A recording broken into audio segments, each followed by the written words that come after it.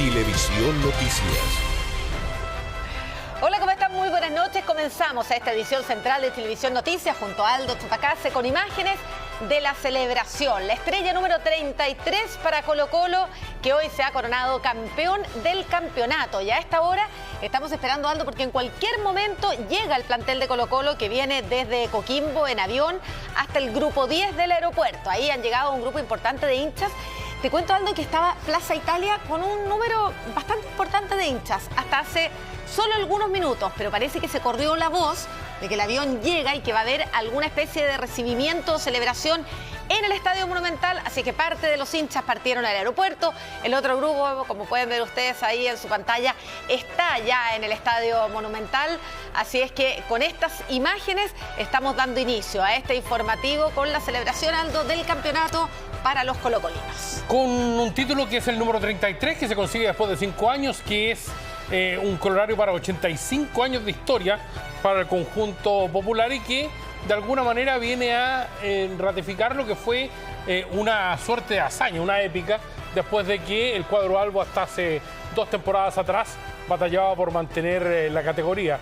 El conjunto dirigido por Gustavo Quintero le ganó por 2-0 a Coquimbo, hace inalcanzable cualquier esfuerzo del cuadro de Curicó y a partir de ahora comienzan los festejos. Recordemos que por disposición de la autoridad la Copa no fue entregada en Coquimbo, no había público colocolino dentro del Sánchez Rumoroso y que por lo tanto cualquier tipo de festejos oficiales, formales de parte del fútbol chileno solo se van a desarrollar a partir de la próxima fecha en el Estadio Monumental. Colo-Colo viene por vía aérea desde la región de Coquimbo, va a aterrizar en el grupo 10 de Pudahuel y es allí donde los hinchas van a poder tener el primer contacto con los jugadores. O sea, se repitió la historia, Aldo, porque tú me contabas que la vez anterior que Colo-Colo había sido campeón en Coquimbo, no había recibido la Copa en la cuarta región. Ahora tampoco recibió la Copa, aunque por razones distintas. Claro, la diferencia es que en el 91 la Copa llegó y Colo-Colo no quiso recibirla. Esta vez se pusieron de acuerdo las autoridades del fútbol y las policiales para que aquello no aconteciera. En el 91 la Copa quedó al borde del camarín, esta vez sencillamente aguarda por lo que va a ser la gran fiesta colocolina. El público está agolpado en las afueras del Estadio Monumental, nos abrieron las puertas del recinto, vemos la gran cantidad de gente que hay y como tú decías, en algún momento el festejo se desarrolló, como es tradicional, en la Plaza Italia, pero ahora se está trasladando a un bastión más colocolino como es el Estadio del Cuadro. ¿Y hay algo programado en el Estadio Monumental? ¿Tienes información, algo ha dicho Blanco y Negro, si tendrán algún tipo de festejo para esos hinchas que están ahí o se reserva todo para el próximo fin de semana? No, esto es espontáneo en la congregación de gente en las afueras del recinto, así como despidieron a Colo-Colo cuando empezó su viaje, su periplo a Coquimbo. Esta vez se preparan a recibir a los jugadores en el reducto. Jugadores que deberían estar aterrizando en los próximos minutos. Las imágenes nos muestran también el sector del aeropuerto, el grupo 10 en Aerocardal, ahí al ladito de los vuelos llegadas nacionales, internacionales, porque vienen en un vuelo charter, por eso que no llegan al aeropuerto común, sino que van a llegar a un sector ahí aparte. Vamos a ir al Estadio Monumental justamente para saber si se prepara algo, qué expectativas tienen los hinchas, si esperan ver ahí a los jugadores y si se ha informado algo respecto a algún festejo. Kevin Pons tiene esa información desde el Estadio Monumental. Vamos entonces a Macul. Kevin. ¿Qué tal? ¿Cómo están, muchachos? Sí, las imágenes que están viendo en vivo de Sebastián Hernández, estos hinchas que comenzaron a llegar hace alrededor de 2 horas atrás, bastante gente, una situación que está ahí focalizada justo a las afueras del Estadio Monumental por calle Maratón. De hecho, hay un corte de tránsito por calle Maratón desde Avenida Departamental hasta Benito Rebolledo. Igual, en este sentido, nosotros hemos presenciado presencia policial. Allá estas personas que llegan, estacionan sus vehículos ahí a los alrededores. Como sabemos, no todas las calles están habilitadas para estacionar los vehículos, entonces por supuesto que ahí Carabineros está haciendo su trabajo, cursando incluso distintos partes a las personas que se han estacionado en lugares no habilitados para ello, pero de todas formas los hinchas por supuesto que llegan hasta este sector a la espera del bus del plantel de Colo-Colo. Como sabemos, se esperaba que iba a llegar durante estos minutos, ¿cierto? Pero se ha atrasado entonces la llegada del vuelo al aeropuerto, entonces es posible que también los hinchas estén bastante rato más. Una situación igual bastante familiar. Hemos presenciado también en niños, adultos, personas de todas las edades que llegan hasta, por supuesto, a este sector aquí en la avenida, en la comuna de Macul, para poder ver también al plantel de Colo-Colo, que durante esta jornada ganó y se coronó campeón del campeonato nacional. La situación está bastante normal, como les mencionaba. Los hinchas, por supuesto, están celebrando, y también la presencia policial a los alrededores para, por supuesto, evitar cualquier desmán que se pueda producir como consecuencia de estas celebraciones aquí en la comunidad de Macul. Bien, Kevin, nos quedamos muy atentos a lo que está pasando ahí en el Estadio Monumental. Cualquier novedad nos avisa si volvemos contigo. Estadio Monumental, cualquier novedad nos avisa si volvemos contigo. Gracias, Kevin. Y estas son las imágenes en vivo que estamos recibiendo desde la comuna de Macul. Está ahí la hinchada colocolina en las afueras del Estadio Monumental. No se han abierto las puertas, no hay nada preparado respecto a un festejo.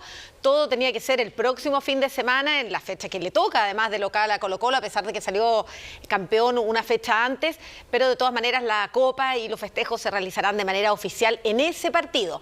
Sin embargo, se corrió la voz que los jugadores aterrizaban en Santiago y que iban a ir al Estadio Monumental, así es que los hinchas se fueron inmediatamente a ese lugar para festejar y recibir a los campeones, Aldo. Ya habría preparado una comida esta noche para el plantel que festejó en cancha en el Estadio Sánchez Rumoroso, y pocas veces Maca un título ha tenido tanto sentido en el trabajo de un técnico. Gustavo Quintero llegó vía terrestre desde Buenos Aires en la mitad de la pandemia, con un Colo-Colo virtualmente destrozado por los conflictos internos y por las batallas entre jugadores y el cuerpo técnico. Se hizo cargo del plantel, lo salvó en aquella oportunidad de perder la categoría en el historiado partido frente a la Universidad de Concepción. Gustavo Quinteros, además, tiene un registro que puede sonar impresionante. Resulta que hay apenas 2 técnicos en la historia del fútbol chileno que han salido campeones con 2 equipos grandes. Gustavo Quinteros había sido campeón con Católica, ahora lo es con Colo-Colo. El anterior era Luis Álamos, el Zorro Álamos, que ganó el título del 69 con que ganó con el Ballet Azul de la Universidad de Chile, y luego salió campeón en 1972 con el conjunto de Colo-Colo. Y que en cualquier momento vamos a ver pasar el bus que trae a los jugadores de Colo-Colo que se han coronado campeones durante esta jornada en Coquimbo. Nos quedamos ahí con esa imagen para ver en directo la pasada del cuadro albo, que va camino al Estadio Monumental, donde nos decía Aldo, hay preparada una comida, un festejo, pero privado. A pesar de eso, son ya miles las personas que han llegado a las afueras del Monumental. Acá está ahora a ducharse, afortunadamente, en Coquimbo. Por lo tanto, el avión... Vienen listos para la comida. No sé si listos, pero yo creo que van a pegar alguna pasada para ir más formales a lo que es habitualmente la cena con que se distingue a los jugadores campeones. Con custodia policial, entonces, el cuadro albo llega hasta la capital, proveniente de la región de Coquimbo, tras obtener la corona número 33. Los hinchas han llegado hasta el terminal aéreo de Santiago y reciben un Colo-Colo que, como suele ser habitual en este tipo de festejos, Maca, golpean los vidrios, asoman las ventanas, hacen gritos, pero hay una gran ausente, que es la Copa. La Copa no está, la Copa va a llegar. Entonces, como ya les hemos insistido, en el próximo partido tiene que ser entregado oficialmente por la NFP, pero los jugadores albos ya están en Santiago, habiendo obtenido el título de campeón del fútbol chileno. Ahí está, 2 buses entonces lleva todo el equipo, el cuerpo técnico de Colo-Colo hacia el Estadio Monumental, donde este es el panorama que les espera. Una imagen aérea con nuestro dron da cuenta de la cantidad de hinchas que han llegado hasta Macul para recibir y festejar a su equipo en esta estrella número 33. Así está entonces el festejo colocolino en la ciudad. Y vamos a estar más adelante en todo nuestro bloque deportivo para revisar en detalle todo lo que fue el encuentro y la carrera de Colo-Colo hasta llegar a la fecha del día. Tenemos imágenes de Plaza Baquedano a esta hora, Aldo, y también revisamos imágenes de lo que fue durante esta tarde la llegada de hinchas hasta el sector de Plaza Italia. Ahí están hinchas que en algún momento se dispersaron, no precisamente por la acción policial, a pesar de que había presencia policial, pero no fueron dispersados por la fuerza pública, al menos en las imágenes que nosotros pudimos ver, lo que nos hace pensar que se fueron al Estadio Monumental. En algún momento en masa y de manera muy coordinada, toda esa hinchada que estaba ahí, yo te diría hasta aproximadamente las 8:15, estuvieron ahí concentrados en Plaza Italia. Probablemente al correrse la voz de que venían los jugadores y que iban a ir al Estadio Monumental, ese grupo entonces de hinchas fueron a encontrarse con sus ídolos, con los protagonistas de este campeonato y de esta estrella número 33. Así que a esta hora en Plaza Italia hay bastante normalidad, muy poquita gente, presencia policial, pero ya no queda esa hinchada que pudimos recoger en imágenes de esta tarde, que es la que estamos compartiendo con ustedes. Ahí pueden ver ustedes lo que es Plaza Baquedano, incluso con tránsito normal de automóviles en ese lugar. Ahora, Aldo, Colo-Colo tiene que enfrentar desafíos internacionales en lo que viene. Sí, ya está clasificado para Copa Libertadores. Chilevisión Noticias. Estamos de regreso con imágenes en directo de la llegada del bus que trae a los jugadores de Colo-Colo a Santiago. A esta hora son cientos, miles de personas ya que están en las afueras del Estadio Monumental para celebrar la llegada del plantel Albo, quien hoy ha obtenido su estrella número 33 en Coquimbo. Estas son imágenes de hace algunos instantes cuando el bus llegó al sector del Grupo 10 del aeropuerto. 2 buses traen tanto al plantel como al cuerpo técnico, y a la izquierda de su pantalla imágenes aéreas de lo que es a esta hora las afueras del Estadio Monumental, donde se está esperando al equipo que llegue hasta ese lugar desde el aeropuerto. No se abrieron las puertas del estadio, la gente está en las afueras esperando la llegada del bus de jugadores, quienes tienen programada una cena, una comida de celebración, pero la celebración con la hinchada será el próximo fin de semana. Hoy no se les entregó la copa, Aldo.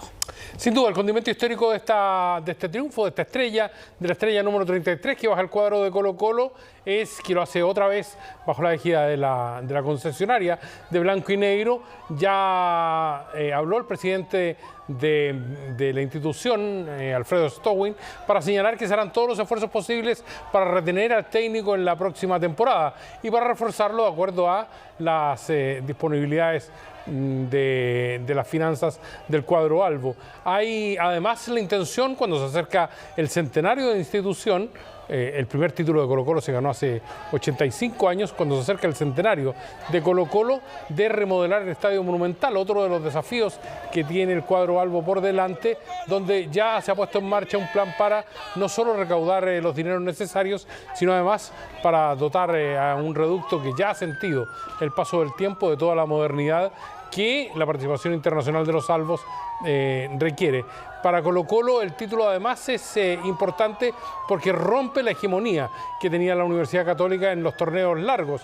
Los últimos 4 campeonatos desarrollados a lo largo de la temporada, torneos largos como se le conoce en el fútbol, habían sido para los cruzados, que esta vez deben resignarse. Está perdiendo Católica en estos momentos por 4-0 frente al conjunto de Unión Calera, a sencillamente ver cómo el gran adversario de los últimos años levanta la corona, pero al mismo tiempo con la posibilidad cierta y latente de quedarse afuera de los torneos internacionales, el cuadro del UC, lo que coronaría un año que ha sido bien discreto en materia futbolística.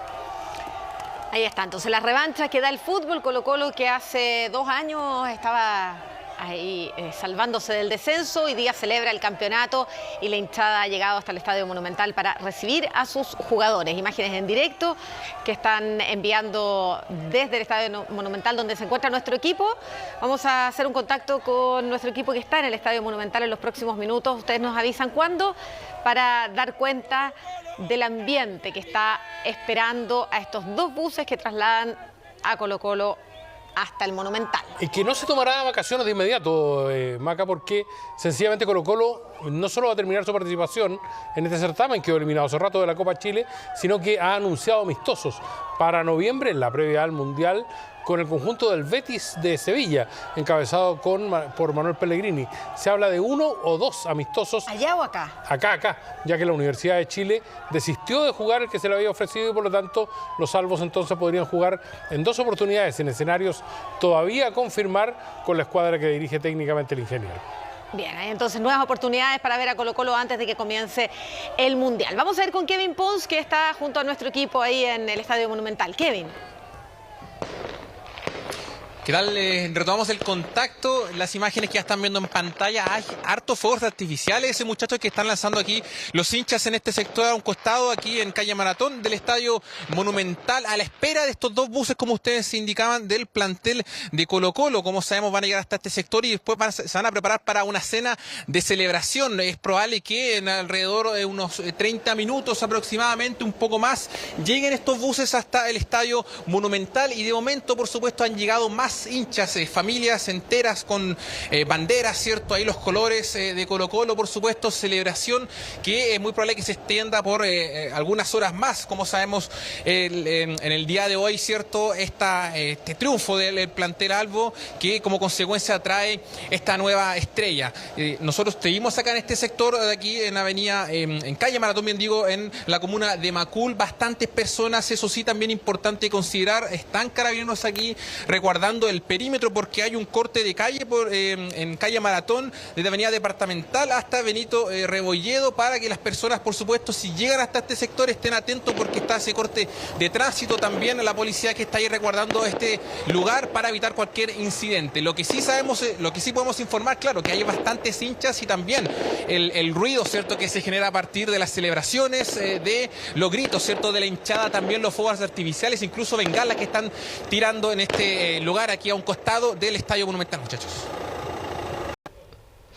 Ahí están las celebraciones y la nota prometida más adelante de uno de los más carismáticos, como decía Aldo, ahí se veía en los festejos la peluca de Falcón. Sí, está iluminado el Estadio Monumental, digámoslo, lo que no garantiza de modo alguno que se vaya a permitir el acceso de la gente, claro, porque podrían provocar desmanes. Recuerda que la última vez que se produjo una masiva concurrencia hasta el estadio para celebrar a Colo-Colo, se produjo aquel incidente con la caída de la publicidad estática que dejó varios heridos y fracturados. Por lo tanto, hay que tomarse con mucho cuidado lo que significan estos festejos y seguramente se va a hacer una suerte de corredor humano para que el bus o los buses que trasladan a los jugadores y al personal administrativo y técnico de Colo-Colo pueda pasar por aquella marea humana que está ubicada en calle Maratón para de esta manera permitir que los jugadores ingresen.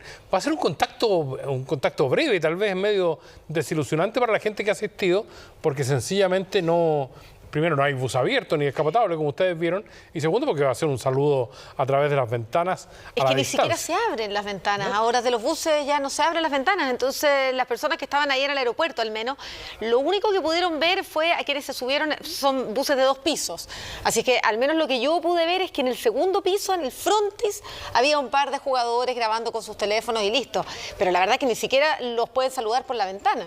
Inimaginarse con subirse al techo. Ahí está, mira. Recuerda lo que pasó en Curicó, con los incidentes tras el empate conseguido por el cuadro sureño frente al mismo Colo-Colo. Por lo tanto, lo más probable es que sea un encuentro así, a la distancia, que yo creo que para la gente va a resultar satisfactorio de aquí a que se pongan a la venta las entradas para el partido final del certamen. Bueno, y cuando uno tiene ganas de celebrar, ya por lo menos juntarse con los otros hinchas es distinto que estar celebrando solo en la casa. Así es que para todos estos colocolinos algún sentido tendrá también juntarse ahí en las afueras del Monumental, donde al parecer no hay nada preparado, no estaba pensado hacer algún tipo de celebración, pero de todas maneras los hinchas han llegado hasta ese lugar. Aldo, tú nos habías prometido... No hay escenario ni nada. No hay escenario, sí, pues tú decías no va a haber un encuentro ni tampoco hay preparados equipos de audio para que alguno de los jugadores, quizás, como dices tú, los que son líderes o los más carismáticos puedan dirigirse al...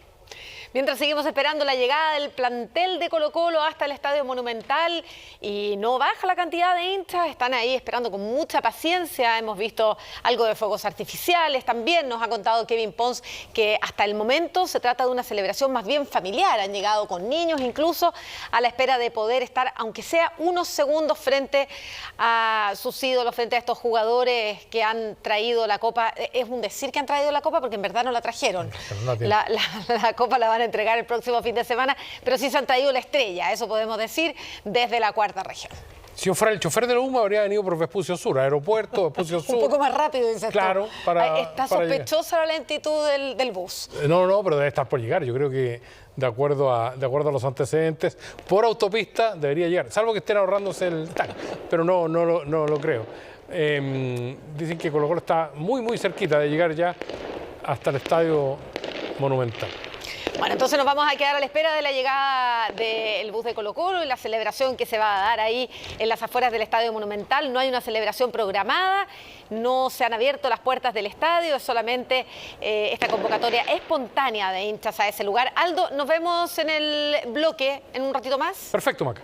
Ya, pues ahí revisaremos entonces en detalle lo que ha sido esta estrella número 33 de Colo-Colo. Vamos a seguir con otras noticias para contarles que la Fiscalía de Oriente formalizó a 3 hermanos dueños de una automotora por el delito de estafa y apropiación indebida. El tribunal decretó su prisión preventiva, pero hasta ahora se mantienen inubicables. Estos sujetos habrían engañado casi una treintena de clientes por un total de 400 millones de pesos. Estamos buscando a la familia Isuani Larrui. Tengo entendido que tienen... No tiene nada que ver con esto. Me han empezado todo esto, no se lo han preguntado. ¿Le han preguntado? Sí, receptores judiciales, pero no tiene nada que ver. Inaugurada el año 2011, la automotora Larrui era conocida por la compra y venta de autos de lujo. Llamaba al público a dejar sus vehículos en prenda y a los interesados en un auto a adquirirlos de la misma empresa. 3 sucursales ubicadas en Las Condes, Vitacura y La Reina, que hoy ya no estarían funcionando. La razón: 3 hermanos, 3 integrantes de la empresa fueron formalizados por una larga lista de delitos. Les decretaron prisión preventiva, pero hoy están prófugos de la justicia. Es un peligro para la seguridad de la sociedad, atendido la cantidad de víctimas involucradas, los montos involucrados. También estamos hablando de cerca de 400 millones de pesos defraudados.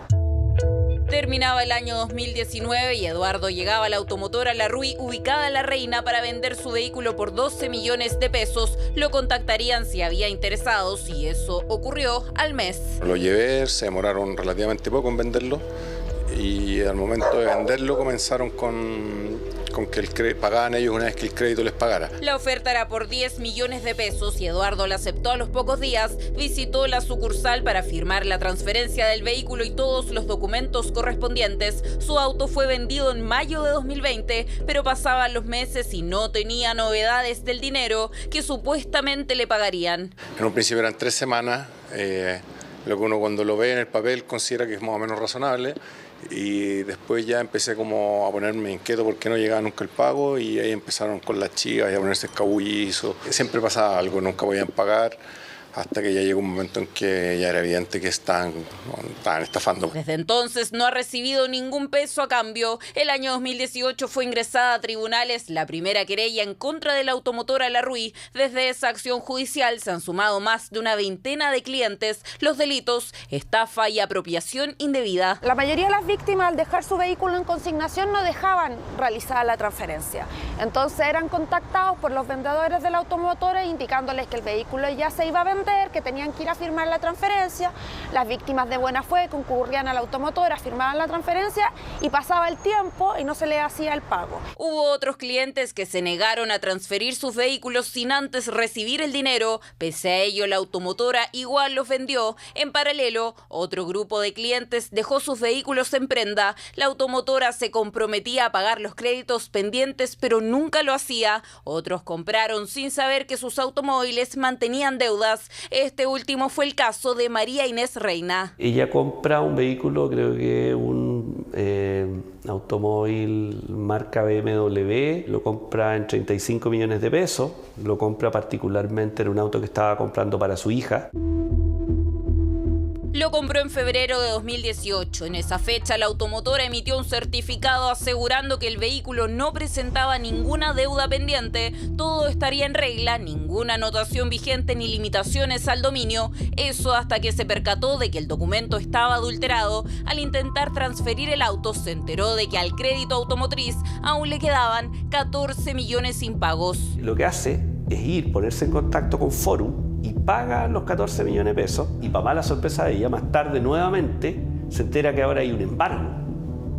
Entonces la verdad que hasta el día de hoy María Inés no ha podido inscribir el auto a su nombre. Panorama casi exacto al que vivieron casi una treintena de personas. Michelle, Marcelo y Juan José Isuani Larruy fueron formalizados por 26 delitos en total. Don Juan José tenía a su nombre la sociedad de automóviles Manquehue 4 S.p.A., era el gerente general de la empresa. Don Marcelo Isuani Larruy se le conocía como el gerente comercial. Con quien tuvieron mayor contacto las víctimas es con Michelle Isuani Larruy, quien operaba como gerente legal. Abogado de la automotora y también el encargado de excusarse cuando los clientes reclamaban porque no recibían su dinero ni el dominio de su vehículo. Prácticamente un negocio familiar. El tribunal ordenó la prisión preventiva para los tres al considerarlos un peligro para la sociedad, pero desde esa audiencia no se han presentado a cumplir la medida cautelar. La policía tampoco ha logrado ubicarlos. De hecho, en sus antiguas direcciones ahora existen otras empresas. Vinimos a esta dirección a buscar a la automotora Larruy, sin embargo están ustedes. ¿Tienen algún tipo de relación o nada? No tenemos ningún tipo de relación, el dueño de Autoespace Prestige no tiene ningún tipo de relación con Larruy. Sin embargo, a ustedes les sonaba ese apellido, ¿por qué? ¿Se habían acercado clientes en alguna oportunidad? Sí, efectivamente ya hay clientes que han venido para acá para preguntar si tenemos algún nexo con ellos y simplemente no tenemos ningún nexo con ellos. Clientes que llegaron confundidos por las malas experiencias que tuvieron con la automotora que antes se ubicaba en Avenida Larraín en la comuna de La Reina. En las otras dos direcciones ahora hay otras empresas que nada tienen que ver con Larruy, pero existe una cuarta y nueva dirección que está en la mira del Ministerio Público. La automotora a través de los años ha ido operando a través de distintos nombres de sociedades. Opera una automotora que se encuentra en Avenida Las Condes y que es de nombre Isu Autos, que claramente hace referencia al apellido de los imputados, y en esa sucursal se hizo venta de varios de los vehículos que se habían dejado en consignación a la automotora Larruy. Y por ello nos dirigimos hasta Avenida Las Condes a consultar si esa nueva automotora tiene alguna relación con los tres imputados involucrados en todas estas estafas. Estamos buscando a la familia Isuani Larruy. Tengo entendido que tienen... No tiene nada que ver con esto. Me han empezado todos para hacer preguntas. ¿Le han preguntado? Sí, receptores judiciales, pero no tiene nada que ver. En plena vereda, uno de los trabajadores asegura ser el gerente de Isu Auto, pero niega cualquier vínculo con la automotora. Es complejo, es súper complejo el tema y nada, nosotros estamos haciendo las cosas bien acá.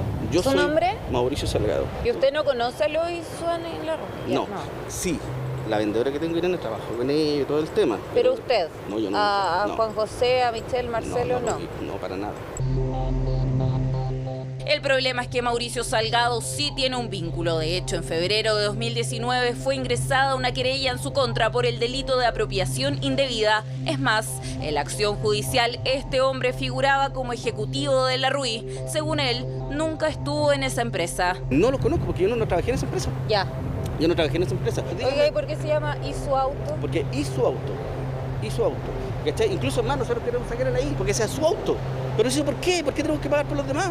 ¿Cachai? Ya, no pero el Isu Auto... No tiene nada que ver, no tiene nada que ver. Y un alcance de nombre. Supuesto alcance solo de nombres que la misma empresa Isu Auto quiso aclarar con su representante legal. No existe absolutamente ningún vínculo más que Isu Autos incorporó a su plana de vendedores que trabajaron alguna vez en esta empresa, y esto que han sostenido que existe un alcance de nombres obedece a una mera casualidad. De igual forma, la Fiscalía investiga a esta automotora y otras sociedades que podrían seguir vinculadas al accionar de estos tres hermanos, cuyo paradero sigue siendo un misterio. Las personas que confiaron en esta empresa continúan pidiendo justicia. No recibió pago de ellos, sí en algún momento intentaron a toda costa que les recibiera unos cheques, ante lo cual por la asesoría de mi abogado decidimos no recibírselos. Cheques que algunos clientes sí recibieron y que finalmente fueron cuestionados,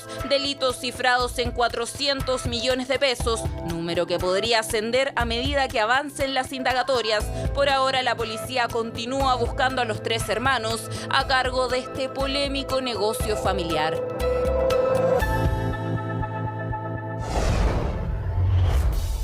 Y estas son imágenes de una situación tremendamente complicada, una emergencia que se vivió al interior de una discoteca donde había cerca de 500 personas. Vean ustedes este incendio que se provocó en esta discoteca del barrio Bellavista mientras estaba realizando un espectáculo de baile. Ahí el escenario empezó a incendiarse, presuntamente por chispas artificiales. Todas las personas que estaban en el interior tuvieron que ser evacuadas de emergencia. Aún sonaba la música en esta discoteca en Recoleta y comenzaban las primeras llamas de lo que se transformaría en una verdadera y grave emergencia. Una veintena de carros y 120 voluntarios de bomberos llegaron a la discoteca Ex Búnker en el sector de Bellavista. En ese lugar, y mientras se realizaba un show de baile, se iniciaron las llamas, las que se propagaron a pesar del esfuerzo de algunos por apagarlas. Y las cortinas se empezaron a incendiar. Yo creí que era parte del show, parte de la pirotecnia, hasta que los bailarines en el escenario se empezaron a asustar y se echaron para atrás. Al igual el público empezó una avalancha en retroceso y uno se asustó y todos salimos. Al parecer, las llamas se habrían originado debido al mal uso de chispas artificiales como parte de la pirotecnia que acompañaba al show artístico. Este fuego comenzó en el escenario, ¿ya? Y se fue propagando rápidamente a las zonas superiores. Ya no, en este caso no tenemos ni lesionados ni víctimas. Afortunadamente, producto de este incendio, nadie salió afectado, pero igualmente genera alta preocupación la ocurrencia de este tipo de emergencias en un lugar que a esa hora albergaba cerca de 500 personas. Lo ocurrido anoche en la discoteca Búnker nos preocupa de sobremanera, toda vez que creemos que fue un acto irresponsable y temerario el haber usado artículos de artificio para adornar un show. Aquí no se respetaron los protocolos que están establecidos para el uso de pirotecnia. Lo de ayer pudo haber sido una tragedia de proporciones. Imágenes que de inmediato hacen recordar tragedias ocurridas al interior de discotecas producto de incendios. Es el registro de una de las tragedias más grandes que ha golpeado a la República de Argentina. 16 personas morían calcinados en la discoteca Divine de Valparaíso. 194 personas murieron en 2004, asfixiadas, aplastadas o calcinadas en Argentina en una discoteca. En Chile fue cerca de una veintena en 1993. Lo ocurrido esta madrugada, según los expertos, pudo ser evitado por personal capacitado. Si bien se cumple con la normativa de contar con extintores, de ver vías de evacuación que están señalizadas, fíjate lo importante que es saber usar un extintor. Vemos claramente que las personas en su desesperación, en su voluntariedad de poder atacar el incendio, lo hacen de manera incorrecta. Intentamos contactar mediante redes sociales y de manera presencial a la disco Ex Búnker para conocer sus protocolos, pero no obtuvimos respuesta. La Seremi de Salud, en tanto, investigará el hecho. La Seremi de Salud de la región metropolitana tomó conocimiento de este caso y está investigando, según sus ámbitos de competencia, el cumplimiento de los protocolos de seguridad indicados por el MinSal, que vigilan las condiciones sanitarias, ambientales y de seguridad básicas en locales de uso público. Una nueva emergencia en un local nocturno de Bellavista, que ahora pone en alerta a las autoridades en torno a la correcta aplicación de los protocolos de seguridad para que imágenes como esta no se vuelvan a repetir. Nuevo atentado en la macrozona sur, esta vez en la región de Los Ríos. Trabajadores fueron sacados de las duchas por un grupo de encapuchados segundos antes de que incendiaran el campamento y 11 vehículos. Parlamentarios y víctimas exigen que se imponga estado de excepción, una medida que sería revisada por el gobierno esta semana. Es el campamento de la Forestal Arauco, en la región de Los Ríos. Está ardiendo totalmente todo, el campamento completo.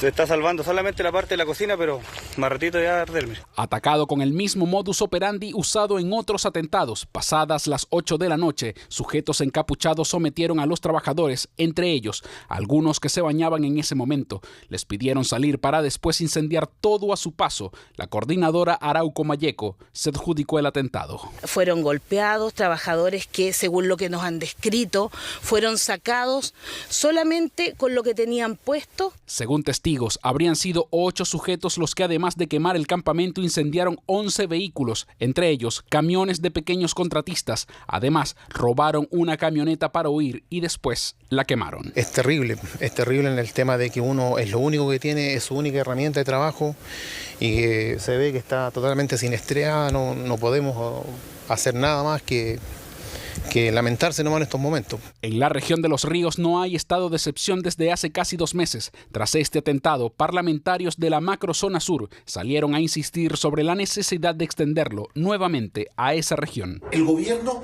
les da la espalda, no quieren extender el estado de excepción hacia allá, no quieren proteger a las personas de trabajo, son víctimas del terrorismo y la CAM está buscando aquellos lugares que se encuentran más blanditos, donde no hay estado de excepción para dar los golpes. La CAM no representa a nadie, no representa al pueblo mapuche. La CAM lo único que quiere es hacer daño. Y la verdad es que lo que requerimos es que ahora la justicia actúe, que el Ministerio Público actúe, que el gobierno cheque las herramientas para que efectivamente se puedan encontrar estos responsables. Atentado que se da en la misma jornada donde la ministra de Interior hablaba de un nuevo proyecto de estado de excepción ampliado en el tiempo, pero sin afectar garantías individuales, como a su juicio sucede ahora. El gobierno ha estado trabajando con parlamentarios y parlamentarias de distintas bancadas, tanto del Senado como de la Cámara, para intentar construir un entendimiento, una fórmula, digamos, que genere suficiente acuerdo para tener una nueva modalidad de estado de excepción que sea más apropiada al tipo de condiciones que tenemos en la zona. Pero esas conversaciones prelegislativas, según parlamentarios, no se han dado. Que hagan un plan definitivo y si necesitan más plazo yo no tengo problema. Pero cuando dice que lo tiene adelantado con los parlamentarios de la zona, yo pertenezco a la macrozona sur, soy senador de la República y nadie me ha consultado nada. La ministra del Interior no se ha comunicado con nosotros. Y yo le pido, señora ministra, que asumamos una acción mucho más agresiva en torno a tratar de eliminar este tipo de acciones en nuestra región. Y el presidente Boric aún no se digna en aparecer por estos lados. Hemos pedido el estado de excepción, pero para el gobierno no es suficiente el número de atentados terroristas que hemos tenido este año 2022. Según la ministra de Interior, esta semana podría iniciarse la tramitación del proyecto para un nuevo estado de excepción. Pero más allá de eso, preguntamos por la promesa del presidente Boric de asistir a la macrozona sur. Se está trabajando, los equipos están trabajando en esa visita y van a tener novedades próximamente de sus características. ¿O diciembre ya plenamente? ¿Noviembre o diciembre? Van a tener noticias próximamente. Sin fecha, al menos no pública, la macrozona sur sigue esperando la visita del presidente de la República mientras se suma a la larga lista un nuevo atentado, esta vez en Los Ríos. Viendo totalmente todo, el campamento completo. El corredor de buses de Avenida Vicuña Maquena es uno de los principales de Santiago y, como bien dice su nombre, es exclusivo para buses. Sin embargo, no es respetado. Son cientos los automóviles, taxis y colectivos que infringen la ley diariamente, sobre todo en la hora punta. ¿Qué pasa con las fiscalizaciones, con las multas? Lo vemos en esta nota.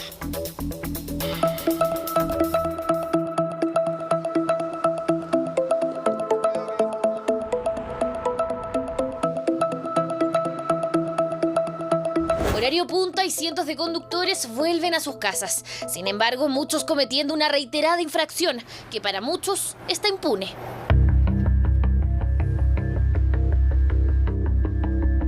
Pasan y pasan los autos como si fuera una avenida normal, pero no lo es. Es un corredor solo para buses, uno de los más largos de la capital. Recorre la avenida Vicuña Maquena, pasando por las comunas de Puente Alto, Las Floridas, Macul, San Joaquín y Providencia, hasta llegar a la Alameda. Me metí equivocado ahí por eso. Yo por lo menos nunca he tenido problemas, o sea, yo creo que va en la actitud que cada uno tome. O sea, yo por ejemplo siempre le voy a dar la preferencia a las micros. Porque lo atrasan a nosotros, sobre todo el tramo de pasado de Calvo Aldovino a Departamental. En esta vía exclusiva por ley deberíamos ver solo circular buses, pero esta semana vimos cómo pasan a cada rato inescrupulosos conductores. Mire lo que pasa en la hora punta de la mañana.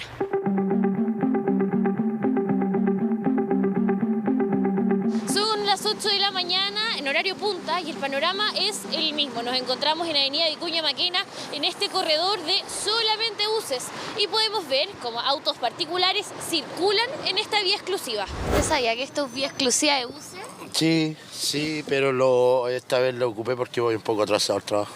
Sí sabía, pero yo soy taxi. Pero los taxis tampoco pueden pasar, solo buses. Sí, ahí voy a salir al tiro, ¿ya? Ni taxis, motocicletas, ni autos particulares. El corredor es exclusivo para buses red y vehículos de emergencia. Voy a una emergencia aquí a la Metro Pedreros, acá en Los Valdovinos.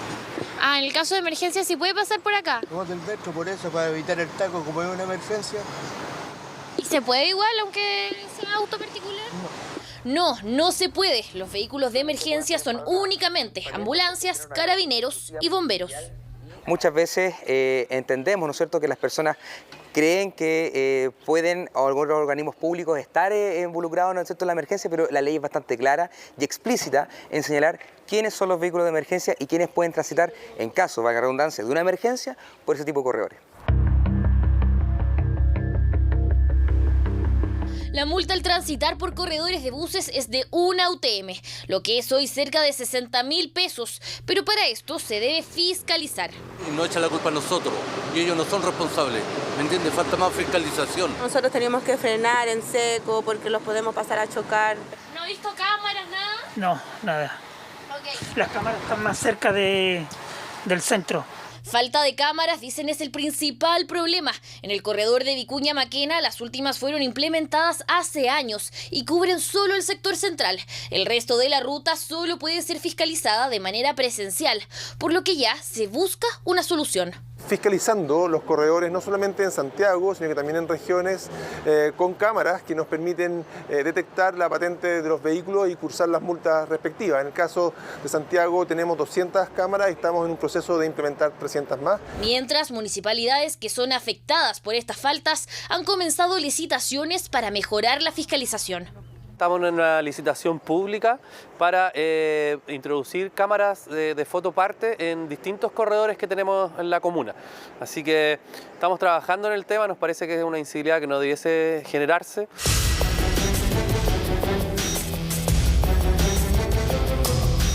Pero mientras se tramita eso, la única manera de controlar a estos infractores es fiscalizando en terreno. ¿Tú sabes por qué lo detuvimos o no? Por la circulación en una pista exclusiva, ¿cierto? Más de uno sabía perfectamente que no era correcto lo que hacía, pero el apuro de llegar a tiempo era mayor. ¿Sabía que solamente se podían pasar buses o tenía una confusión al respecto? Todos lo saben, pues. ¿Sí? Sí. ¿Y por qué lo hizo? ¿Estaba apurado? Siempre, pues. En Santiago, sí. ¿No lo va a hacer más, supongo? Espero que no, pero es cosa que hay esto que está desocupado. Y esto está lleno y nadie piensa en eso. Un punto que expertos aseguran es una realidad. Los corredores de buses fueron aplicados antes de la inauguración del Transantiago del año 2008. En ese entonces, la micro era más utilizada que hoy.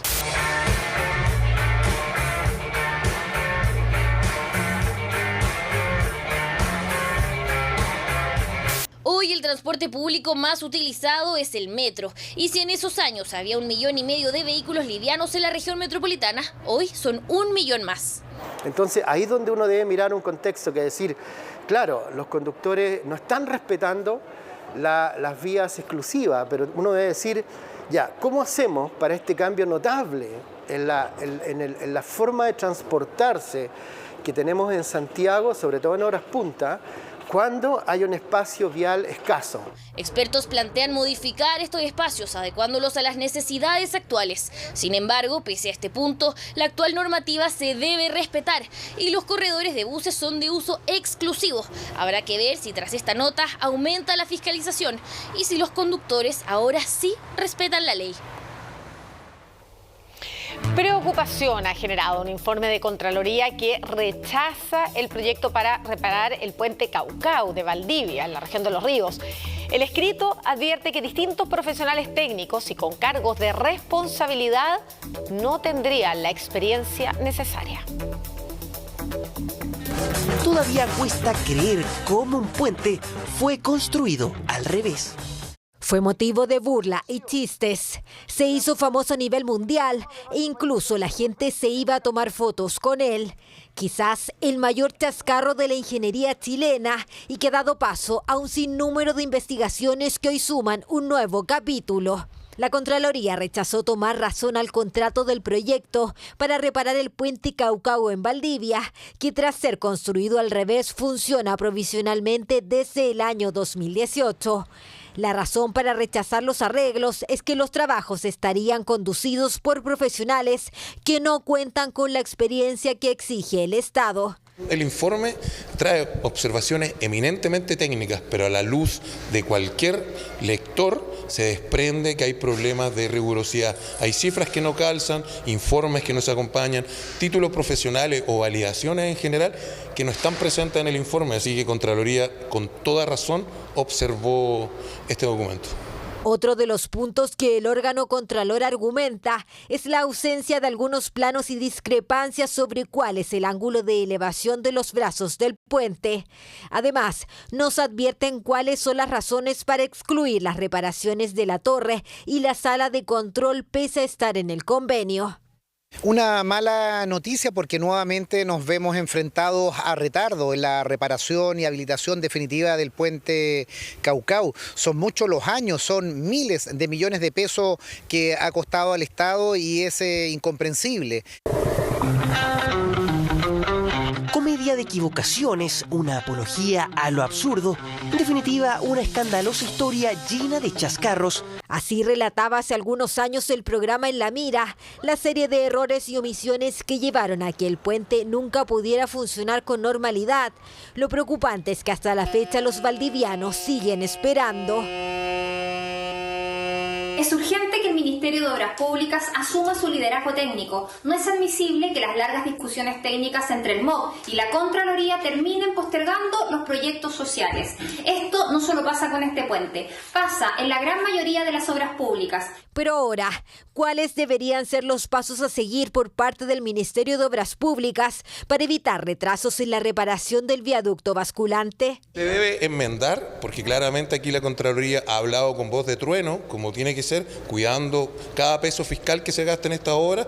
Ellos debieran enmendar, acompañar todos los documentos para que por fin Contraloría los apruebe como debe ser y tome razón de ello. Aunque desde el Ministerio de Obras Públicas prefirieron no referirse al asunto, informaron que a fines de mes reingresarán el requerimiento a la Contraloría con respuestas a las observaciones y así poder reactivar la reparación de un puente que se ha transformado en el icono de la mala gestión. Hoy enfrentó a la justicia una red criminal de narcotráfico que involucraba a ex policías, ex militares, profesionales e incluso un funcionario público de una repartición de gobierno. Fue desbaratada por la PDI y estos individuos eran los encargados de ingresar droga por el norte y distribuirla por distintas regiones del país, llegando incluso hasta la Patagonia. Ya, Felipe debe estar como se llama, casi llegando ya. Y nos estamos poniendo de acuerdo con Dani para ir y acompañarlo a nosotros al lugar donde tiene que ir. ¿Ir a buscar la hueá? Sí, a recoger. Es un extracto de las escuchas telefónicas entre un ex militar, un detective desvinculado de la PDI, un funcionario honorario de la Seremi de Agricultura de Tarapacá, quien también fue candidato a concejal por el Pacto Poder Ecologista, 3 ingenieros que residen en la capital y 2 ciudadanos bolivianos y 1 ecuatoriano. Todos conformaban una red de narcotráfico dedicada a ingresar al país droga desde el norte para trasladarla hasta la región de Aysén. Acordaron que venderán a 1.500 los 4 kilos, alegando que tendrán 6 millones con eso, a lo que Yáñez Fuente indica que un tipo que conoce a Daniel le llegará de todo el domingo, agregando que Daniel cree que pasarán 3 kilos porque es sin plata. Además, le indica que Daniel tiene un mercado en Coyhaique que pagan 10 si está buena. Los audios fueron presentados como evidencia durante la audiencia de formalización de cargos y usted no puede ver las caras ni conocer las identidades de los imputados por decisión del tribunal. En total se impidió que 19 kilos de cocaína ingresaran a la Patagonia, donde la droga puede venderse por un valor que dobla al que aplican los narcotraficantes en la capital y otras regiones, por lo que las autoridades evaluaron en más de 350 millones de pesos lo incautado. Lleva alrededor de 5 meses, aproximadamente 6 meses de investigación, y se trata de uno de los más grandes decomisos que hemos realizado en la región y que además tiene particularidades muy especiales. Se trata de una estructura criminal, una asociación ilícita, tiene un tráfico de droga, un tránsito de la droga prácticamente en todas las regiones del país. Los 3 ingenieros que residen en la capital conforman una empresa de servicios mineros con oficina en Vitacura, donde se encontró cocaína.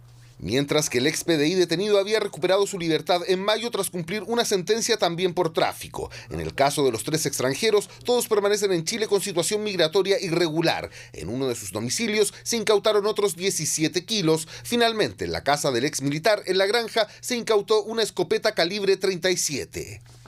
El ingreso de la droga se hizo por el sector de Colchane y había una empresa en el sector oriente de la capital que iba a ser el lugar donde estos ciudadanos extranjeros que tenían el conocimiento para someter la droga a un proceso químico de abultamiento para luego ser destinada a la zona sur. En total son 9 los detenidos. El presidente destacó la noticia en sus redes sociales y el Ministerio de Agricultura informó que decidió aceptar la renuncia presentada por Rubén López, seremi de la cartera en Tarapacá. Esto debido a que uno de los detenidos era funcionario a honorarios de la Secretaría Regional Ministerial, sujeto que además es sindicado como el proveedor de la droga.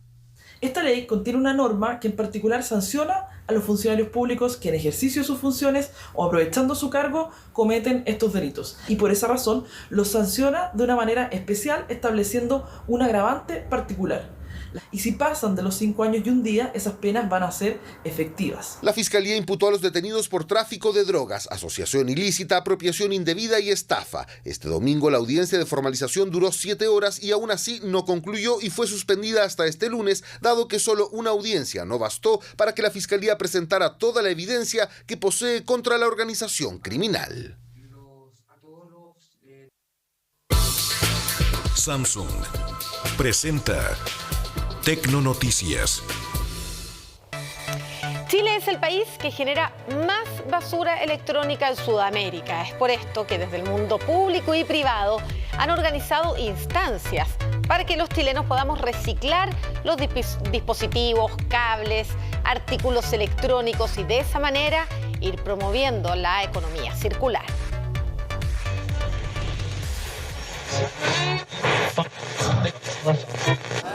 Claramente ya no funciona, pero ¿para qué botarla si se puede reciclar? Como lo hizo Francisco, que llevó su basura electrónica a una actividad educativa en su comuna.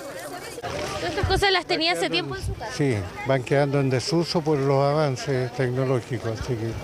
Ahora aprovechó la oportunidad. Aprovechar la oportunidad de reciclar. Los chilenos producimos 1,26 kilos al día de desechos, unas 24.000 toneladas diarias a nivel nacional, convirtiéndonos en el país de Sudamérica que genera más basura. En desechos electrónicos no quedamos atrás, con casi 10 kilos anuales por habitante, por lo que ya se han comenzado a realizar jornadas de reciclaje de basura electrónica. Necesita que todo el ecosistema participe, ¿no? Hoy día estas iniciativas donde los actores públicos y privados generan sinergia es lo que va a permitir el éxito de que esta ley REP pueda llegar a un exitoso final. Porque empresas ya comenzaron a adecuarse a la ley REP y promover la economía circular y sustentable, como con productos desarrollados con redes de plásticos retirados de los océanos, controles que no usan baterías tradicionales y dejar la utilización de plásticos para el empaquetado. Va a tener metas asociadas a los aparatos eléctricos y electrónicos. Van a empezar con un 5% y así ir aumentando en un plazo de 10 años y de esa manera darle una segunda vida. Y para que todos sepan cómo reciclar su basura electrónica, en Maipú, por ejemplo, vecinos llevaron todos los artefactos, cables y dispositivos que ya no usaban. Para que no vayan a terminar en un relleno sanitario que es profundamente contaminante y puedan ser procesados de buena forma para recuperar en muchos casos más del 80% de estos materiales. Pero estos no terminarán en esos rellenos, sino en plantas que desarman los productos para exportar sus materias primas. Tenemos cobre, tenemos aluminio, hay algunos plásticos que se pueden reciclar, hay una infinidad de materiales dentro de estos elementos. Instancias que se repetirán en el futuro en otras comunas para promover el reciclaje y la sustentabilidad. Samsung presentó Tecnonoticias. Esta noche. Venían con armamento y encapuchados vestidos de militares. El impactante relato de quienes están enfrentando la peor cara de un conflicto que dicen no les pertenece. Me estaban esperando. Reduje la velocidad y en eso siento un tiro por la ventana. Ahí me di cuenta que me estaba corriendo algo por la cara y era sangre. Y ahí me di cuenta de que me iba a morir. Le dispararon con armas de guerra. Mi hijo recibió 5 disparos, recibió disparos en la espalda, en el tórax, en el brazo, entonces fue de verdad muy cruel. Esta noche, la violencia y la impunidad que denuncian las víctimas menos visibles de la Araucanía. En reportaje.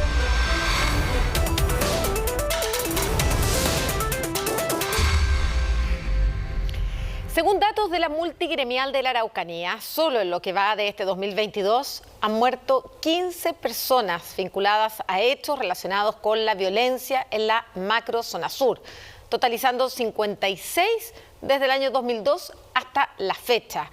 Muchas de estas víctimas son trabajadores o ciudadanos comunes y corrientes y las causas siguen sin responsables.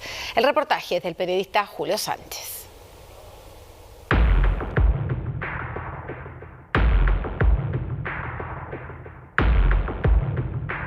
Mi nombre es Mauro Aguilar. Tengo 23 años y soy conductor de camiones forestales aquí en la región de la Araucanía. Claro, ese día me levanté a las 4:30 cuando sonó la alarma y me fui. Ahí en la ruta entre los Sauces y Lumaco, el Camino Las Rosas, el famoso Camino Las Rosas, ahí ya me estaban esperando. Yo me acuerdo que iba cantando y escuchando música a toda nuestro camión. Reduje la velocidad y en eso siento un tiro por la ventana. O sea, yo me di cuenta que reventó el vidrio, ¿no? Yo pensé que había sido un piedrazo en el momento, dije un piedrazo, alguna cosa así. Y ni siquiera me di cuenta que reventaron el otro vidrio del otro lado, nada. Y seguí. Ahí me di cuenta que me estaba sangrando, o sea, me estaba corriendo algo por la cara aquí. Y era sangre. Y cuando me tocó la cara aquí, tenía súper hinchado. Y me traté de tocar aquí los dientes y no los tenía, y ahí escupí sangre con dientes en la mano y ahí me di cuenta de que me iba a morir.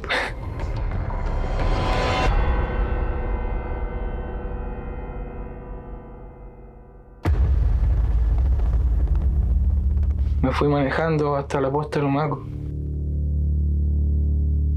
No es tanta la distancia, pues son 8 kilómetros, pero para mí fueron eternos. No podía llegar nunca, para encima yo uso lentes. Con el disparo mis lentes se desintegraron y en este ojo se tocó un perdigón y se me llenó de sangre. ¿Qué más le iba a hacer si yo llegué a Lumaco porque me sabía el camino de memoria, ¿no? Más encima oscuro de noche. Y llegué tocando la bocina y me quedé así un par de segundos ahí y noté que el camión se estaba yendo para atrás y le tiré el maxi y el freno a mano al camión. Y en eso me suelto el cinturón y abro la puerta y me corría la sangre, pero un montón aquí, el camión estaba imposible dentro. Y abro la puerta y me paro. Y cuando me tiré a bajar así, porque uno tiene que bajar dándole la espalda, y se me resbaló esta mano y me fui cuerpo completo al suelo. Caí como de 1,5 metros de alto al suelo. Después me paré así como gateando y ahí escupí sangre al lado de la rueda. Estaba todo lleno de sangre, me acuerdo, de la rueda. Y de ahí me paré de nuevo y me fui corriendo a la puerta.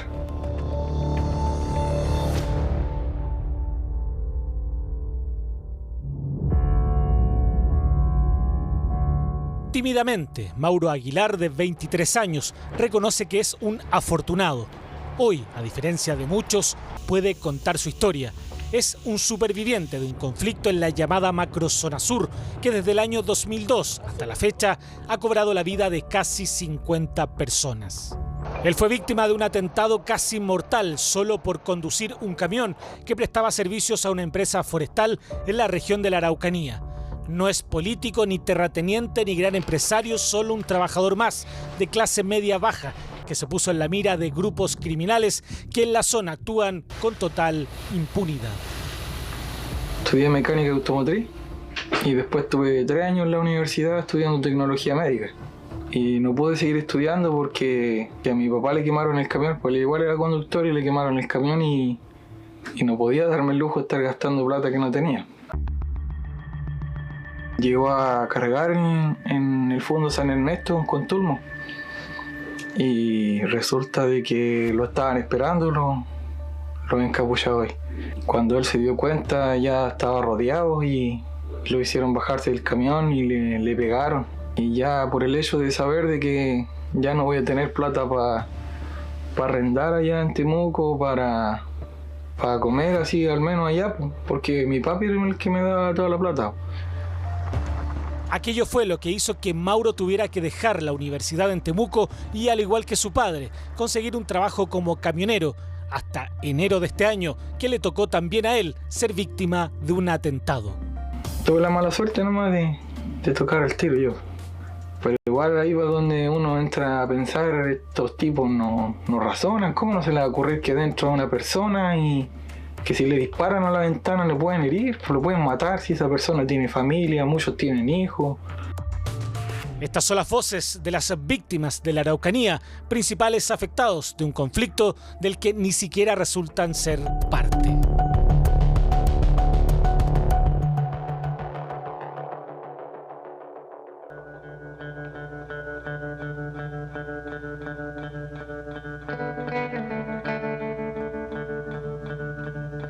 Me llamaron por teléfono una tía y me dice que a mi papá le habían disparado.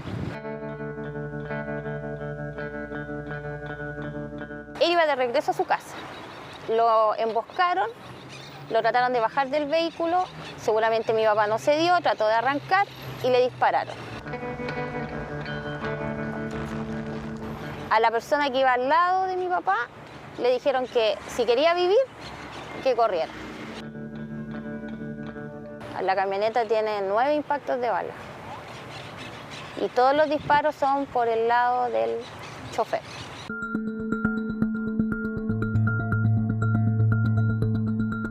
¿Cuántos meses han pasado desde que mataron a tu papá? 9. Estamos en octubre, fue el 18 de enero, 9. Y no ha pasado nada. Solamente que mi familia se destruyó por completo. Es lo único que yo puedo decir. Nada más.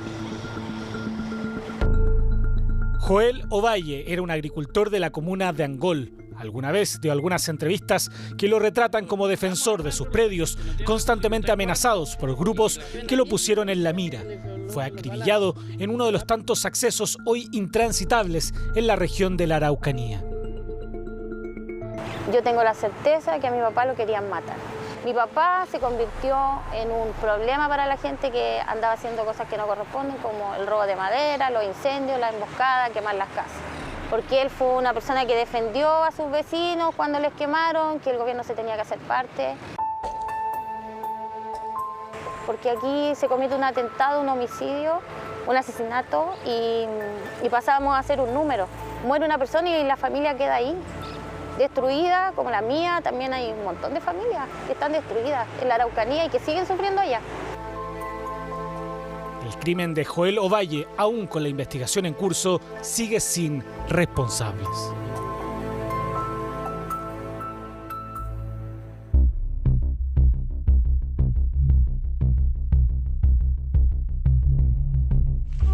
Mi cosa, mi perro.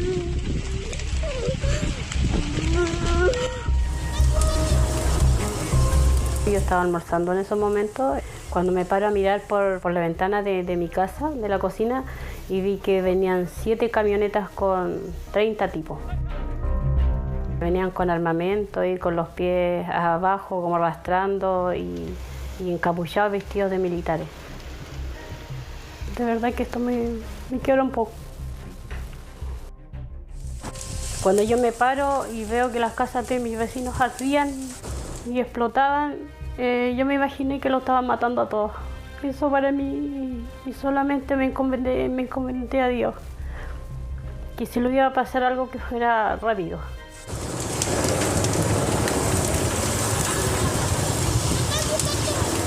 Y sentían los niños que lloraban y gritaban y que nuestros vecinos nos decían que arrancáramos, que saliéramos, que con todo el boche y los disparos, que nosotros, ninguno de la familia, tratamos de salir corriendo porque nadie quiso salir porque eran muchos disparos. Porque nosotros sabíamos que si nosotros salíamos corriendo, uno de ellos lo iba a llegar, lo iba a impactar. 5 años llevaba viviendo Pamela junto a su pareja en estas casas del Fundo Casablanca, en Carahue. como todas las familias que vivían en las viviendas destruidas, eran solo trabajadores de una empresa que además les proporcionó un techo para vivir. Perdieron todo, quedaron en la calle y de los responsables nada se sabe. Me agarra del codo y me dice que salga de la casa, que lo único que él quería que yo saliera de la casa. Me sacó para afuera, me pegaron en la cintura, rodillazo, para que yo me tirara al suelo, porque yo creo que ellos no me iban a matarlo. De ver a los hijos de los vecinos que gritaban pidiendo ayuda. Entonces, eso es para mí chocante. Aquí estamos de vuelta en la parte donde vivíamos, en Fondo Casablanca. Ya no hay casa, ya se terminaron todos los recuerdos, se fueron todos. Es muy triste ver esto después de que había tanta vida, tanto trabajo, tanta gente alrededor. Ahora se encuentra todo desolado. Aquí se terminaron todos los sueños de muchas familias, no tan solo de nosotros.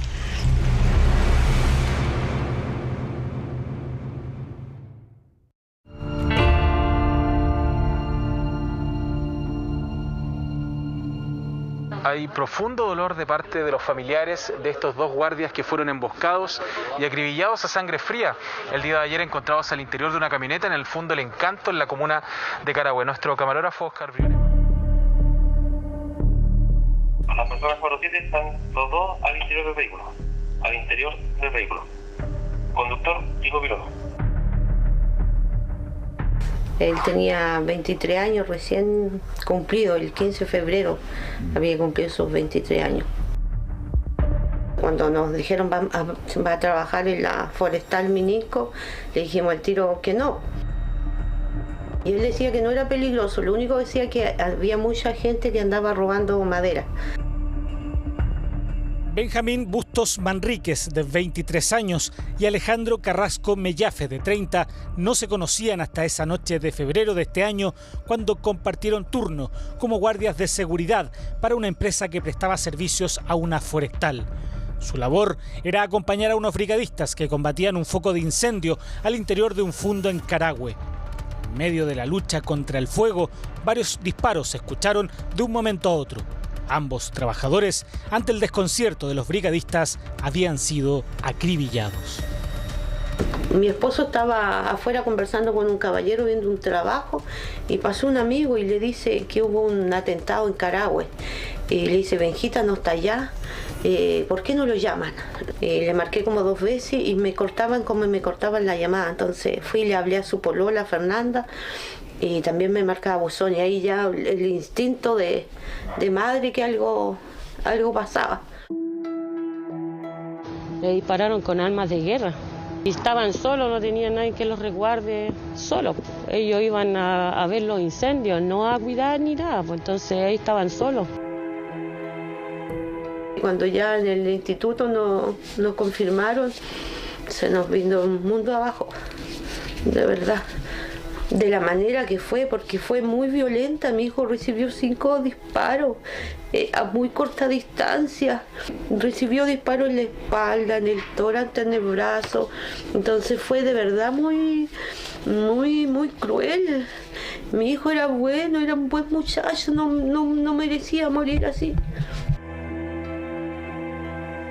Arrebataron sueños de un hijo con 30 años de edad, de que él tenía grandes proyectos, grandes cosas por hacer en esta vida. Todo eso ya quedó atrás, pues, en el baúl de los recuerdos. De este doble homicidio aún la investigación sigue en curso, sin detenidos, como es la tónica de una parte importante de los atentados y crímenes que ocurren en la llamada macrozona sur. Consultamos al respecto de esto al Ministerio Público, pero no obtuvimos respuesta. Según un informe de la multigremial de la Araucanía, solo en lo que va de este año 2022 han muerto 15 personas en hechos relacionados con violencia de esta naturaleza. Víctimas sobrevivientes o gente común y corriente que vive en estas zonas y que están con el temor constante de ser los próximos. Parte de estos y otros testimonios también fueron recopilados en una campaña llamado Primero las Víctimas, que busca visibilizar a quienes han sido golpeados por la violencia en la zona sur.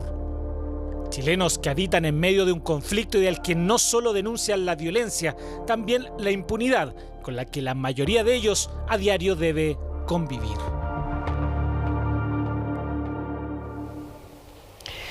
Un médico ginecólogo fue condenado por abuso sexual a sus propias pacientes cuando les realizaba exámenes médicos. Se trata de un doctor que ya tenía antecedentes por hechos similares y que se había fugado durante 10 meses. El 11 de noviembre se conocerá cuántos años estará en prisión. Mientras se encontraba atendiendo pacientes, llegaba y le empezaba a hacer distintos tipos de preguntas de índole sexual y posteriormente comenzaba a hacerle exámenes que las víctimas señalaron que no eran los que correspondían y lo cual quedó verificado después en el juicio. El médico Carlos Gabriel Cárcamo había sido condenado en el año 2017 a 5 años de cárcel por 2 delitos de abuso sexual contra 2 pacientes en el año 2012. Uno paga un bono porque se siente segura ir a una entidad médica para que la atienda un ginecólogo y que él se aproveche de las circunstancias. Sé que habrá muchas mujeres que le ha ocurrido algo como a mí y se han quedado calladas. Me demoré casi 5 años en hacerla y escuchar el relato de la señora por la cual él fue condenado me dio la fuerza y lo denuncié el 30 de octubre cuando ya habían pasado 4 años. 5 años después, el ginecólogo titulado de la Universidad de Santiago nuevamente hace noticia tras recibir una nueva condena, esta vez por agredir sexualmente a 5 víctimas más que no se habían atrevido a denunciar. Algunas de ellas deciden contarnos su historia. El doctor me dice que hay que hacer un procedimiento de un examen ginecológico, el PAP, el cual él produce a abusar sexualmente. En el año 2015, Josefa acudió a la cita médica con el doctor Carlos Cárcamo. Con tan solo 22 años, sin conocimiento alguno, se hacía por primera vez el examen de Papa Nicolau. Sin ninguna explicación, me pregunta de qué manera llegaba mi excitación, si con penetración o con masturbación. Josefa dice, no sabía. Y él le dice, yo te voy a decir esto. Y le usa un lenguaje técnico que ella no entendía mucho. Él me dijo que era un procedimiento normal, que él sabía cómo hacerlo para que no doliera tanto. Y él recurre a la masturbación, que uno en el momento no se da cuenta ya que está obviamente en una camilla, con sábanas, con todo, como imposibilitada, te sientes así vulnerada, no sé, débil. Y él dice, tranquila, todo es normal, te dice, cierra los ojos, relájate, no hay problema. Un hecho que guardó por años en silencio y que lamentablemente no fue el único que vivió con él. El modo de operar de este ginecólogo era prácticamente igual con quienes escogía como víctimas. En el año 2013, Carolina no fue capaz de entender el daño que su médico le había hecho. Lo denuncié el 30 de octubre cuando ya habían pasado 4 años. Y lo que él hizo fue tocaciones, ¿verdad?, en el momento de hacer el PAP que no corresponden. Y demorar ese examen, no sé, más de 10 minutos aproximadamente, siendo que es un examen que demora muchísimo menos. Todas dan cuenta del mismo patrón conductual de él, sin que se conozcan entre ellas, que tiene que ver con, en general, por ejemplo, las visitas que realizaban a este doctor era la primera vez, en algunos casos que iban al ginecólogo, por ejemplo, por primera vez hacían el Papa Nicolau, o era el único médico ginecólogo que habían conocido. Recién se atrevieron a denunciar cuando en el año 2017 la prensa informó sobre su condena. Desde ese entonces denunciaron 6 mujeres más que se atendieron con él en diferentes recintos hospitalarios privados. Yo lo vi en la tele y yo quedé en shock y lo único que hacía era mamá, mamá, papá, y lloraba y lloraba y yo no paraba de llorar. Mis papás no entendían y ahí yo recién les conté que yo no lo podía creer, que en verdad porque en un momento uno igual se cuestiona, eso no es real o pasó o no pasó, y ahí me di cuenta de que sí, que era real, que habían otras víctimas. Nosotros representamos acá a 5 de las 6 víctimas por las cuales se fue a juicio, y se trata de hechos que habrían ocurrido, en cuanto a las víctimas que representamos, desde el año 2005 hasta el año 2015. De hecho, yo lo calificaba como un agresor sexual serial, que considerando la cantidad de víctimas que tiene.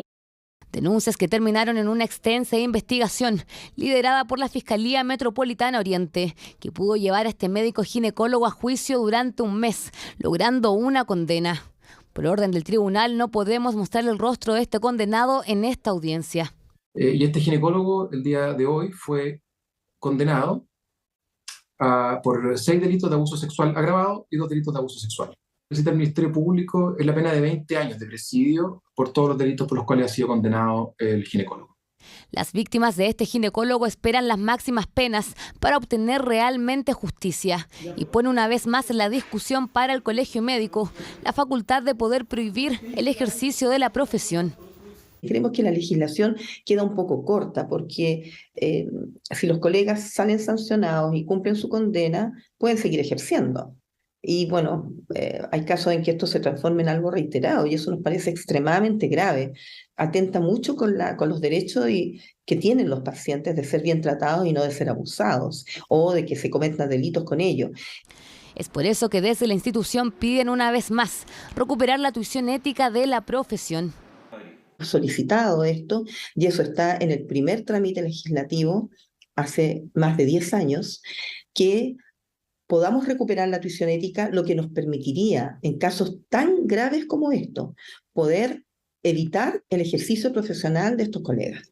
Y encuentro demasiado injusto que un abusador, un violador, tenga que estar a cargo de otra persona que está más vulnerable, porque por algo vamos al médico. Entonces, sí, necesitamos más fiscalización. Denuncias en contra de este médico que refleja cierta sensación de impunidad para sus víctimas si no se les da la pena máxima. La lectura de sentencia contra Carlos Cárcamo se llevará a cabo el próximo 8 de noviembre de este año. En solo 5 meses, Carabineros ha logrado recuperar alrededor de 150 vehículos robados, entre ellos un número importante de motocicletas. Esto gracias a una nueva estrategia de recuperación dentro del plan antiencerronas. Y durante el último de estos procedimientos lograron detener una banda que se dedicaba al robo y desarme, principalmente de motocicletas, usando este taller clandestino para reducir piezas de repuesto.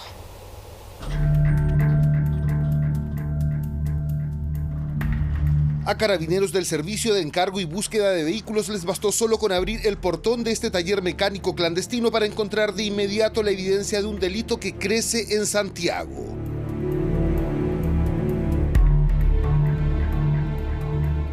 Se trata de un galpón en el que funciona un eslabón clave de una cadena delictual organizada para el robo y receptación de vehículos, principalmente motos. Aquí son desarmadas y reducidas a repuestos que se venden rápidamente en el mercado informal. Hoy la mayoría de las víctimas de este tipo de delitos nunca logra recuperar sus motos. Aquí vemos en acción a uno de sus integrantes atacando motocicletas estacionadas. Sí, estaba estacionada junto a otras 8 motos afuera del edificio y le rompieron el candado y seguro del manillar y se la llevaron. Llegan hasta los aparcaderos masivos de estos vehículos, de preferencia ubicados en la vía pública. Simulan ser un motociclista más, incluso portan casco para pasar inadvertidos. Hábilmente no demoran más de 2 minutos en hacerlas partir para luego huir. Gracias a las cámaras de seguridad, Carabineros ha logrado seguir los pasos de estos delincuentes, consiguiendo así entre mayo y octubre de este año realizar más de 180 fiscalizaciones a talleres y desarmadurías dedicadas a reducir vehículos robados. Que podemos dar cuenta al día de hoy de la detención de más de 584 personas, la recuperación de 140 vehículos robados y la fiscalización de más de 180 talleres y desarmadurías clandestinas. En el operativo que está viendo, la policía uniformada logró desbaratar a una de estas bandas dedicadas a robar y desarmar motocicletas, recuperando 13 de estos vehículos de 2 ruedas, todos con encargo por robo. Carabineros asegura estar implementando una nueva técnica de búsqueda. Carabineros se encuentra muy preocupado de todos los delitos que afectan al parque vehicular. Es por ello que hoy día se encuentra ejecutando el plan ANEN, ¿cierto? Que es un plan antiencerrona y que considera 3 grandes aristas. Una de ellas es justamente la neutralización de organizaciones criminales que se dedican a la sustracción de vehículos para desarmarlos y vender sus partes y piezas en el mercado informal. Muchos motociclistas reconocen no contar con ningún tipo de elemento de seguridad que evite el robo de motocicletas, un delito que cada vez se hace más frecuente en Chile debido al aumento explosivo del parque vehicular. Según estimaciones de la Asociación Nacional Automotriz de Chile, en el 2019 existían poco más de 195.000 motocicletas registradas. Este 2022 ese número se proyecta superior a los 5,5 millones de unidades. Cuénteme, ¿tiene usted algún sistema de seguridad para evitar que le roben la moto? Se le puede adicionar, pero tenemos seguro. Trae corta corriente, trae de todo, trae sistema de seguridad por si acaso el niño se cae, se para automáticamente la moto. No parte si está el cortacorriente activado. Por el momento, por ejemplo, lo que hay son temas de GPS, cortacorriente, esas cosas, pero lo que ha llegado en GPS mayormente produce muchos problemas eléctricos en las motos.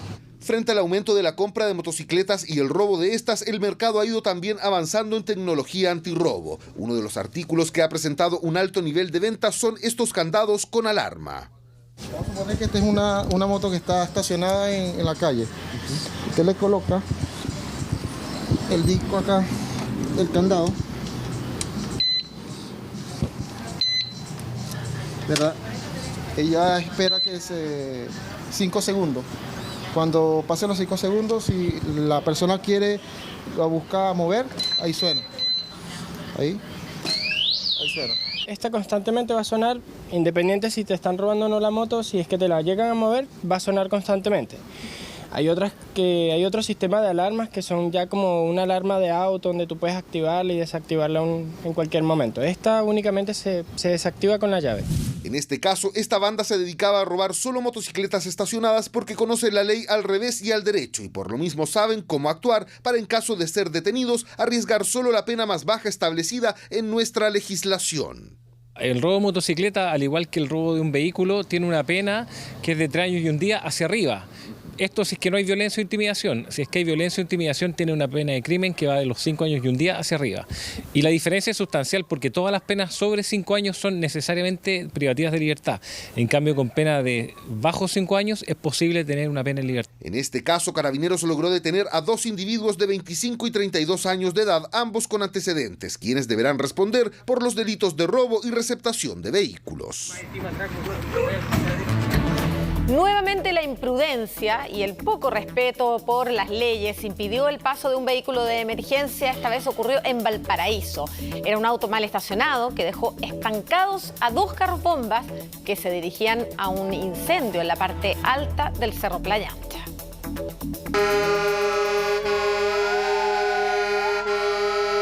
Esta fue la situación que vivieron 2 carros de bomberos en Valparaíso cuando se dirigían a un incendio estructural en la población Montedónico en la parte alta del Cerro Playa Ancha. Se escuchaba que con el altoparlante decía por favor que el vehículo, que lo dejaran pasar, que el dueño del auto llegara a retirarlo y lamentablemente no aparecía nadie se hacía responsable, no tengo idea quién era el dueño de ese auto. Mal estacionado, en toda la esquina no podía pasar la bomba. ¿Y qué es lo que pasó? Los bomberos empezaron a retroceder. A retroceder ahí pidiendo que los autos se corrieran, porque hacían caso omiso también, pues no dejarla pasar y nosotros aquí dirigiendo, ¿no es cierto? Salimos hasta acá, hasta afuera nosotros, y vimos que la bomba venía retrocediendo y habían 2 autos más acá. Y la bomba pedía por harto parlante que retrocedieran porque había un auto en pana más arriba, en toda la curva. Entonces, como la bomba es muy ancha, no caía por la calle. Un vehículo mal estacionado, justo en la curva de una subida empinada y angosta, impidió el paso, mientras esto ocurría en el siniestro. Los vehículos de emergencia no pudieron seguir su camino y debieron bajar retrocediendo, un peligro para los automovilistas y voluntarios. Concurrimos una emergencia hacia Playa Ancha Alto, a la calle Baden-Powell, y en Valparaíso son muy complejos los accesos. Cada cerro tiene un camino, por lo general, que es principal. Y en ese camino principal nos encontramos con un vehículo mal estacionado, que es un vehículo particular, donde el dueño no se asomó a sacarlo y obstruyó el paso de 2 carros bombas que iban hacia una emergencia de una casa que se estaba quemando en Playa Ancha Alta. Lamentable situación que se suma a otras vividas en Iquique.